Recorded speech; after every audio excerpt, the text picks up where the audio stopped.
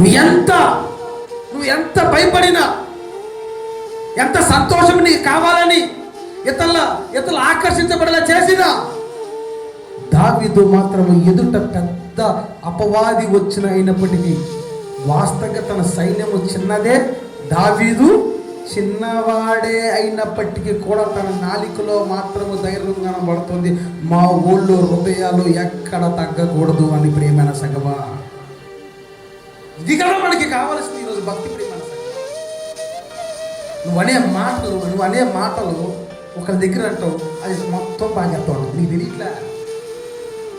అందుకే ఎక్కడ వాక్కూడదు, ఎక్కడ మనం తప్పుగా మాట్లాడకూడదు.